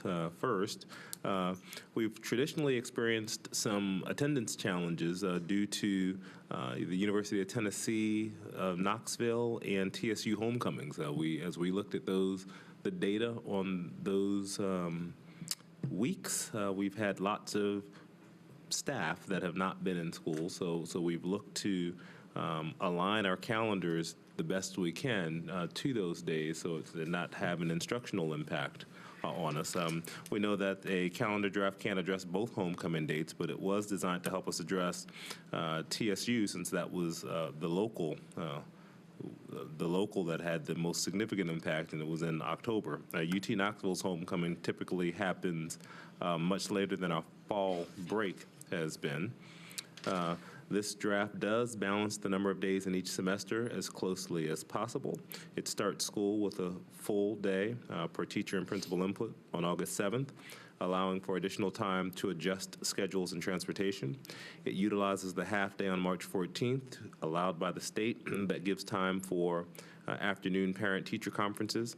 It begins school for teachers on August 1st rather than in late July. It completes the school year prior to Memorial Day. No linkages between Easter and spring break. The Easter 19 is in April this year, so we won't have spring break at that time. Fall break intentionally coincides, again, with our TSU homecoming. We ensures that all students are in school on the Monday prior to any administration of the ACT. Also, there are only 17 days in January, 90 days in the spring semester. Schedules professional development days to fall, so teachers will have 2 stockpile PD days in the fall and 2 in the spring. That also gives families 4 days of weekend over the Labor Day break. We'll turn it over to Howard McAdory, and he'll answer any questions that you have. And again, we're going to post the calendar. We'll share it tonight. We'll post it for feedback, and we'll give that feedback to you before we have time to vote on it. Okay. Thank you, Dr. Joseph. That's if the board has any questions about, I believe you all have a copy of the calendar before you. Ms. Perry? I just want to say thank you to Dr. Joseph because I know the board doesn't like to talk about calendars because there's no way we can please everyone. But the fact that you've got this survey I think it's going to be very helpful. I've heard some complaints, and now I know exactly what to do with those. And everybody won't be happy, but there's a way for people's voices to be heard, and I think that's significant. In addition, I wanted to say thank you to you also because I know that teacher voices have been heard in this calendar. It's clear to me that there are some changes that you noted, many of them, that were different last year, but because of hearing from teachers what works and what doesn't work in the classroom, you've made those adjustments. So I wanted to say thank you for that. I thank the team. Yeah. Tell me the dates again, when we'll open and close the survey. So the survey goes live tonight at 7, and it'll be available until Monday at midnight. Anybody else with any comments or questions? Your job is easy tonight. You got off good. Well, actually, I'm sorry. I just had one quick one, but it may be, you may be able to answer this. So we're closed on Election Day in November, next November. Right. Do you all have about how many school sites are used as election sites? That I don't know. It's a large number. It is. Okay. We could Pish posh, just wondering. get that. We will be utilizing that day for parent-teacher conferences, but no student attendance. Okay. Because of the voting. So many Okay. adults but it gives an opportunity for parents to come. They may be able to vote and then go to a parent-teacher conference as well. Okay, I just remember that was a question that I had from a very adamant parent, and I think she called you also, Thais, last year. So just wondering, I'll reach out to you, Dave, to get a list if possible. Okay, thank you. All right, very good. Thank you. We'll move on to committee reports. Ms. Buggs? Oh, yes. Teaching and learning. We met last month, and we discussed the homework guidelines. My big emphasis is making sure that students, parents, teachers, community members understand that this is not a policy. These are just guidelines. Considering all the mixed research that comes from homework and the amount of homework the students get, I'm very happy to see the thought that went into this by administration regarding the 10-minute rule. And for clarity, for those who don't know, the 10-minute rule deals with the grade level that the student is in. So if I'm a 10th grader, I should have at no point more than 100 minutes, 100 minutes of homework per night collectively. That is for any school, magnet, choice, traditional public, or otherwise. I think we've had a lot of questions about that. We've had a lot of pushback about the 10-minute rule because there wasn't a clear understanding. This is meant to encourage teachers to talk across content areas to make sure they're not giving what may be deemed too much homework. But one thing that we did talk about was making sure that we are encouraging parents to advocate for their children. So, in a teacher's mind, If I'm teaching a physics class and I know physics inside and out, it may take me only 10 minutes to do some homework, and then I give it to students, and it may take them an hour. That is when a parent should feel comfortable enough coming to me and making sure that they explain that it may not be appropriate. So I think I wanted to have a discussion with the board at some point just to kind of see how we can best advocate for parent advocacy, making sure that they feel comfortable and that they know who to come to if they have questions, and students as well. We discussed a bit about making sure that this is being implemented with fidelity.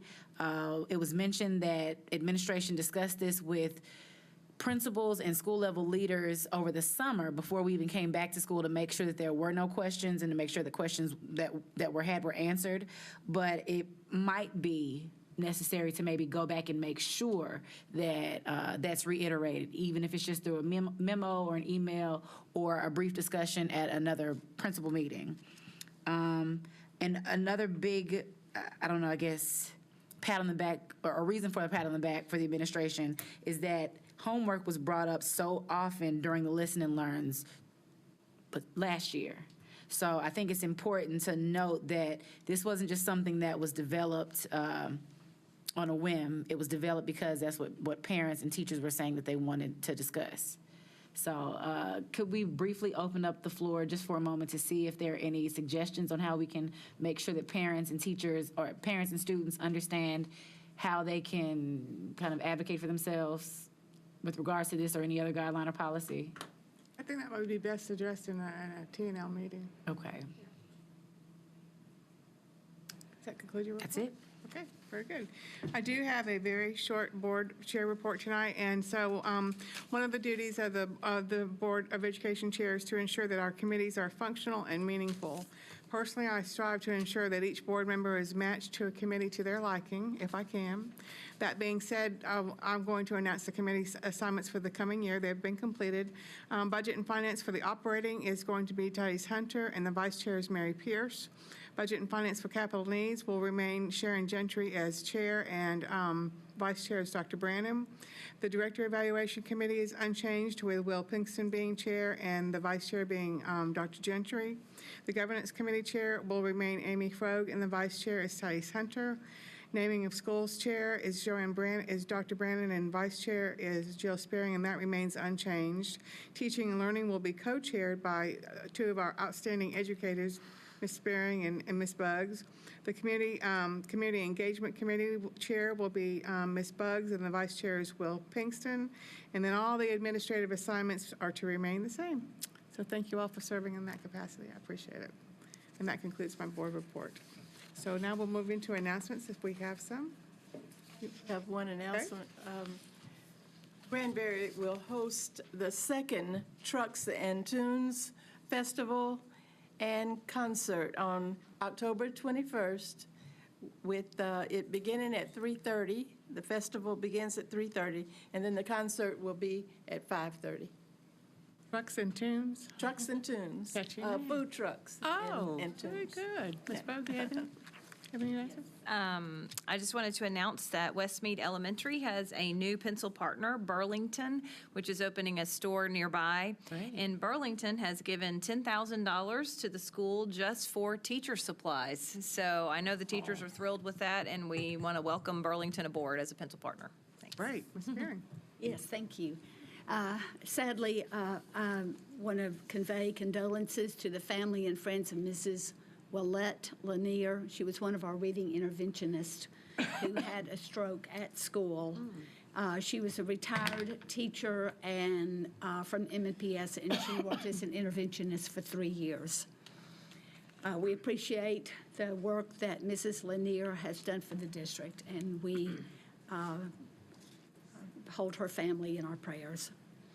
The Chamber hosted a tour of Jerry Baxter recently, and I want to thank Miriam Harrington for organizing the event. The student presentations were extremely impressive.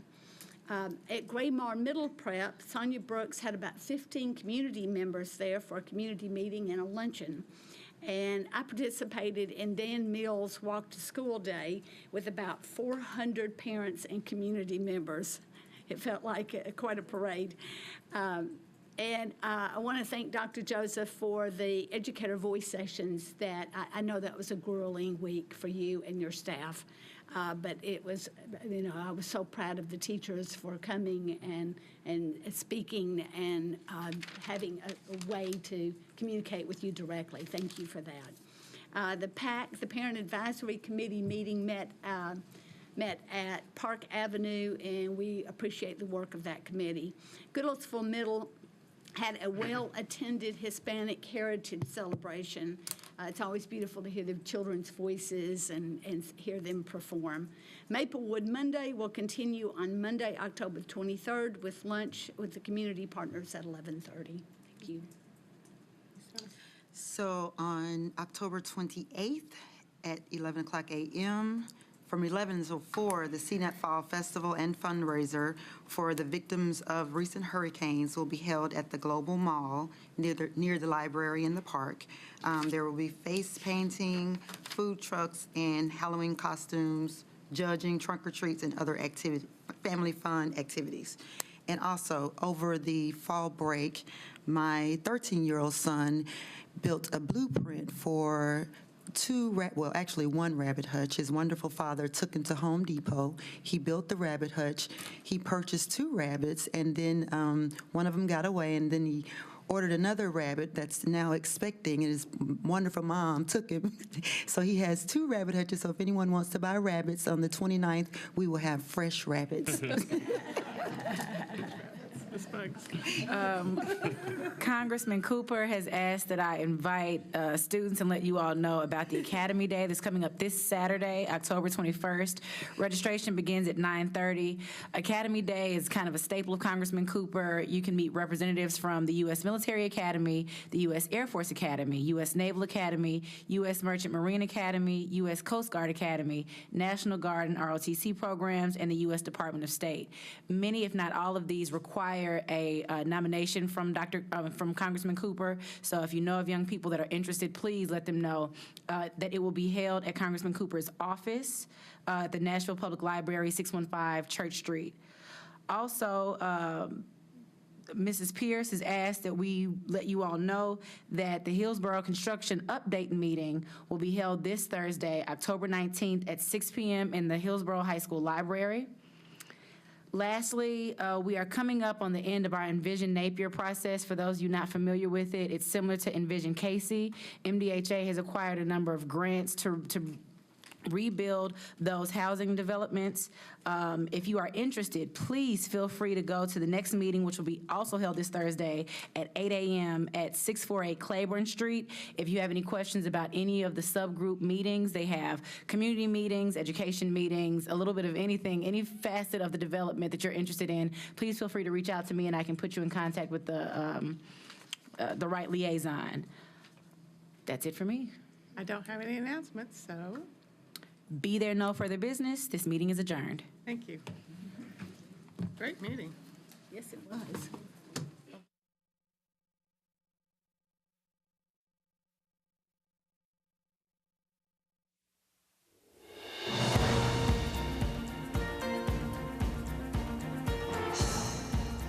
This has been a service of the Metro Nashville Network. If you would like to see this presentation again, or for more information about this and other programs, visit nashville.gov.